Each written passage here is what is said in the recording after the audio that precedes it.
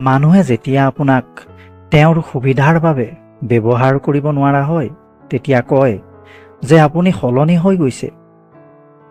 ঘৰৰ বোৱাৰীৰ নিন্দা চৰ্চা কেতিয়াও আনৰ ওচৰত নকৰিব, কাৰণ আপুনি অসুস্থ হ'লে আৰু আপোনাৰ সেৱা শুশ্ৰূষা সেই বোৱাৰীজনীয়েহে কৰিব, বেলেগে আহি কেতিয়াও নকৰে। আমি সকলোৱে ভাল মানুহ বিচাৰোঁ, কিন্তু নিজেই ভাল হ'বলৈ কেতিয়াও নিবিচাৰোঁ। ইজনে যিমান বেছি আনৰ দুখ বিচাৰি ফুৰে তেওঁ সিমানেই নিজৰ দুখ দেখাৰ প্ৰতি অন্ধ থাকে। প্ৰত্যেকৰে জীৱনত এটা কাহিনী আছে, সেইটো অতীতত ঘূৰি গৈ কেতিয়াও পৰিৱৰ্তন কৰা সম্ভৱ নহয়, কিন্তু কঠোৰ পৰিশ্ৰমৰ মাধ্যমেৰে জীৱনটো নতুন কৰি সজাই তুলিব পাৰি।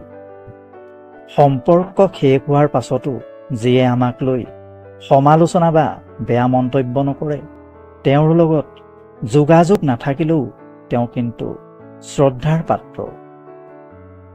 কোনোবাই তোমাক বহুত বেছি গুৰুত্ব দিলে নাভাবিবা যে মানুহজন বহুত সহজলভ্য। আচলতে সৌভাগ্যটো তোমাৰ পৃথিৱীত ইমান মানুহ থকাৰ পাছতো তেওঁ তোমাক সময় আৰু গুৰুত্ব দিছে। সম্পৰ্কবিলাক শেষ হৈ যায় এই তিনিটা শব্দত: জেদ, অভিমান আৰু ইগো। সেই সম্পৰ্কবিলাকেই চিৰকাল টিকি থাকে যিবিলাক মনৰ পৰা তৈয়াৰ হয়, প্ৰয়োজনৰ পৰা নহয়। শান্তি এটা বহুত সৰু শব্দ, কিন্তু বহুত মূল্যৱান। ইয়াক কেতিয়াও কিনিব নোৱাৰি, বিচাৰি ল'ব লগা হয়। যদি এজন পৰাজিত মানুহে হাৰি যোৱাৰ পাছতো মুখত হাঁহি ৰাখে, তেনেহ'লে জয়ী ব্যক্তিজনে জিকাৰ আনন্দ নিমিষতে হেৰুৱাই পেলাব। এইটোৱেই হ'ল হাঁহিৰ প্ৰকৃত শক্তি। যদি টকা উপাৰ্জন কৰা তেতিয়া মানুহে নিজৰ পৰাই সম্পৰ্ক তৈয়াৰ কৰিব। টকা নাথাকিলে তুমি যিমানেই ভাল মনৰ মানুহ নোহোৱা কিয়, তোমাৰ লগত কোনেও সম্পৰ্ক নাৰাখিব। এইটোৱেই বাস্তৱ।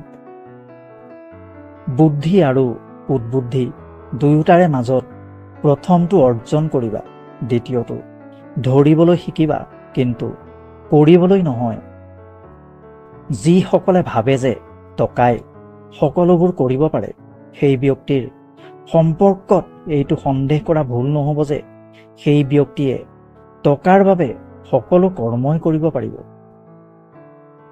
প্ৰতিশ্ৰুতি নহয়, পৰিস্থিতিয়ে কৈ দিয়ে যে তোমাৰ কাষত কোন থাকিব আৰু কোন নাথাকিব। অসাধাৰণ নহয়, সাধাৰণ হৈ থাকিব পৰাটোহে এটা অসাধাৰণ গুণ। চিন্তাৰ প্ৰভাৱ মনৰ ওপৰত পৰে, মনৰ প্ৰভাৱ শৰীৰৰ ওপৰত পৰে, মন আৰু শৰীৰৰ প্ৰভাৱ জীৱনৰ ওপৰত পৰে। সেয়ে চিন্তা ভাৱনা সকলো সময়তে সৎ, সুন্দৰ, পজিটিভ ৰাখিবা, তেতিয়াহে সুখী থাকিব পাৰিবা।